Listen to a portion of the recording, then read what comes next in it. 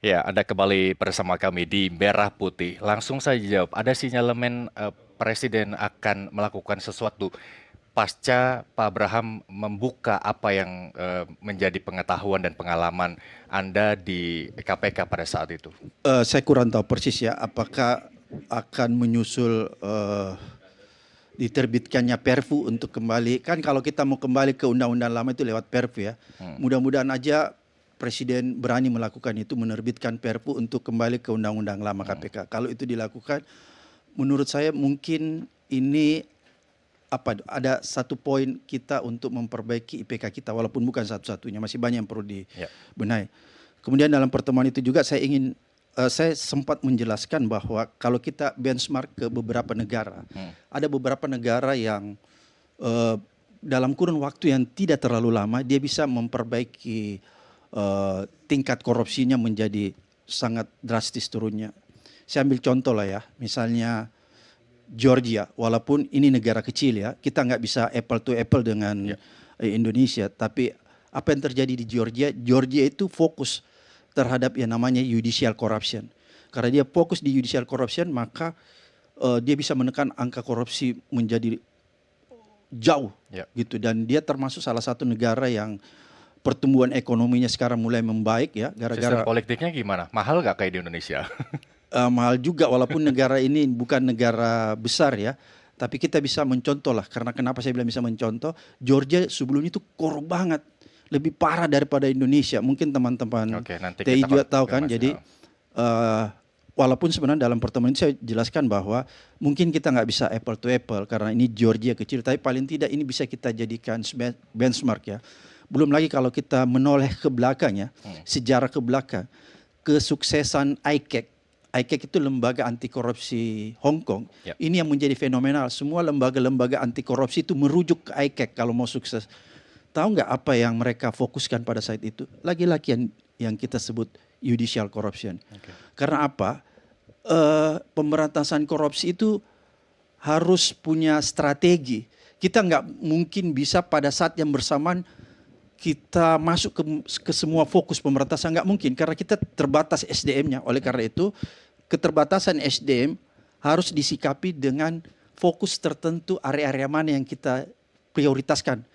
Bukan tebang pilih ya, priority. Beda kalau tebang pilih, jadi prioritas. Jadi misalnya area judicial corruption dulu, kemudian pindah di legislatif, kemudian pindah di eksekutif. Harus begitu karena nggak mungkin secara bersamaan.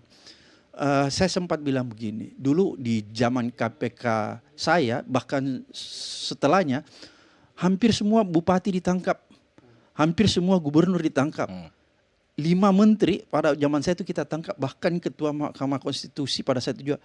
Tapi IPK-nya nggak turun drastis pada saat itu, walaupun ada penurunan. Akhirnya kita coba menganalisis apa ya kira-kira ya, banyak faktor. Tapi setelah kita melihat, oh kita belum menggarap yang namanya judicial corruption.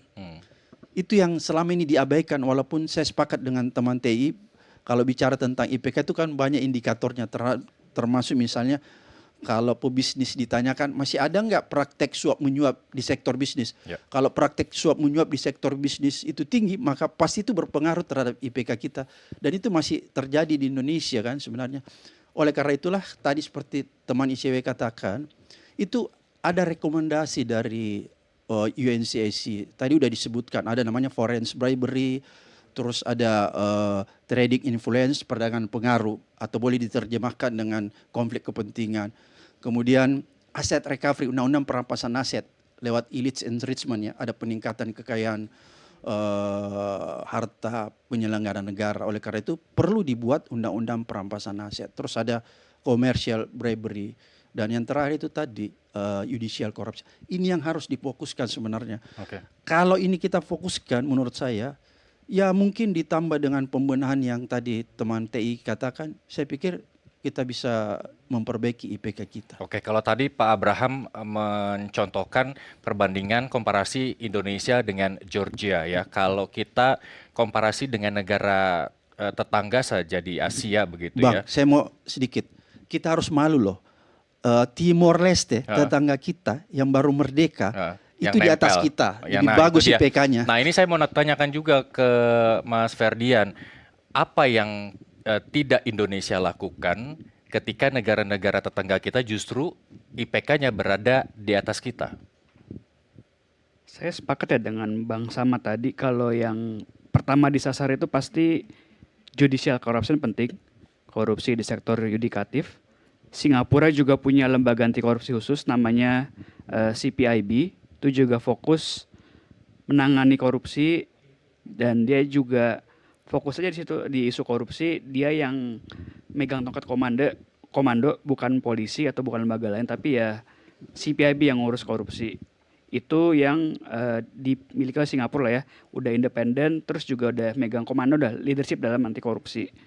Nah, sedangkan di Indonesia ini kalau misalkan ngelihat beberapa alasan dari politisi lah ya, revisi UU KPK 2019 kemarin bilang KPK sulit diajak bekerja sama dan kejaksaan dengan polisian.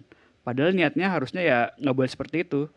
Harusnya ya KPK itu memang harus jadi leader gitu. Jadi leader untuk membersihkan institusi penegak hukum yang lain. Karena ya misalkan kita nonton film populer kayak Ip Man gitu kan, yang Wing Chun.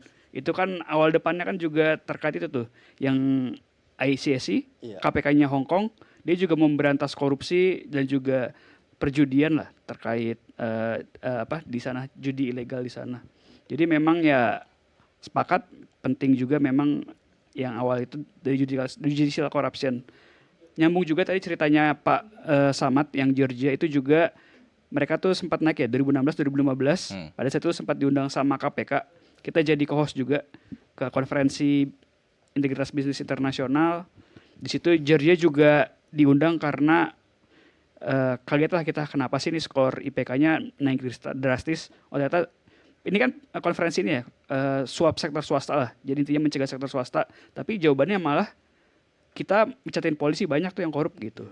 Jadi bukan anti korupsi ke penegak hukum, tapi ke pebisnis, jawabannya kayak begitu. Oke. Jadi ya kuncinya tadi Oke. penegak hukum. Oke. Apakah Indonesia ini kurang berani melakukan penindakan seperti negara-negara lain? Kalau dulu Pak Abraham Samad bilang kalau kejaksaan rilis, KPK nggak mau kalah gitu ya. Kalau sekarang kok kayaknya kebanyakan kejaksaan ya, duit ditumpuk-tumpuk banyak gitu ya. KPK-nya nggak ada gitu. Kalau saya salah tolong koreksi, bagaimana Anda melihat komparasi dari tahun ke tahun terkait dengan penindakan KPK? Ya, kalau kami setiap tahun juga mengeluarkan pemantauan terhadap vonis dan juga penindakan dari 3 APH kita begitu ya, KPK, Kejaksaan, dan Kepolisian. Memang dari segi penindakan korupsi, KPK kerap tertinggal, terutama pasca revisi Undang-Undang 2019. Jadi kalau kami melihatnya justru bukan hanya persoalan berani atau tidak berani, tapi memang titik perubahannya itu di 2019 itu. Semuanya menjadi sangat mundur begitu, baik dari segi tadi kualitas dan kuantitas penindakan. Pasca 2019 ada periode di mana itu memang dipimpin oleh Firly Bahuri, itu ada permasalahan soal leadership di situ. Tapi pasca dia selesai menjabat pun masih banyak upaya dari KPK yang terlihat tersendat-sendat. Misalkan kita melihat seperti ada upaya untuk comeback begitu, melakukan OTT lebih intensif. Tapi kalau kita lihat tadi dari latar belakang dari profiling tersangkanya itu kan dalam tanda kutip mentok di bupati, di kepala daerah. Padahal seperti di eranya Bang Samad misalkan, itu yang disasar high profile cases dan pihak-pihak yang bahkan kepala lembaga negara. Jadi memang ada hambatan struktural di situ yang satu titik yang bisa diperbaikinya memang lewat revisi kembali begitu dari Undang-Undang 2019. Oke, hambatan yang ICW sebutkan, apakah itu juga dampak dari pembentukan Dewan Pengawas di Undang-Undang KPK yang baru? Karena penyadapan harus izin dan lain sebagainya harus izin, sementara Dewas ini dipilih oleh Presiden. Kalau saya tidak salah, tolong koreksi. Jadi apa yang disampaikan teman ICW itu sudah luar biasa ya. Faktanya memang begitu, setelah Undang-Undang 2019 diberlakukan, maka mulai terlihat tuh penurunan intensitas penindakan KPK terhadap pemberantasan korupsi menurun drastis kalau kita lihat. Betul ada pemberantasan korupsi, ada OTT, tapi gemuruh, tidak menyentuh langsung. Jadi ada orang yang ditangkap, tapi orang itu cuma berada di level bawah. Ya seperti tadi dikatakan, walaupun kita tidak menafikan bahwa itu sesuatu yang luar biasa juga ya, tapi sebenarnya dia tidak masuk kepada akar permasalahan. Padahal kalau kita ingin memberantas korupsi yang lebih efektif harus masuk ke akar permasalahan, bukan permukaan. KPK sekarang itu dia memberantas korupsi di permukaan. Jadi orang menonton, orang melihat ada. Itu kan permukaan begitu, tapi sesungguhnya itu kosong. Kira-kira sebegitu ilustrasinya seperti itu yang dilakukan. Oleh karena itu, sekali lagi, kalau kita ingin mengembalikan marwah KPK ya, ada dua menurut saya. Oke. Pertama, syarat mutlak harus undang-undang KPK dikembalikan lewat Perpu seperti dulu.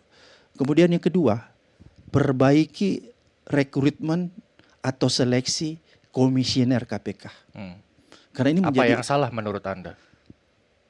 Apakah kasus dari Firly Bahuri yang saya santer pikir mengatakan bahwa dia pertanyaan ini ada... paling tepat dijawab Oke, nanti teman-teman kita- ICW. nanti Dia paling tahu jawab. tuh. Oke. Iya.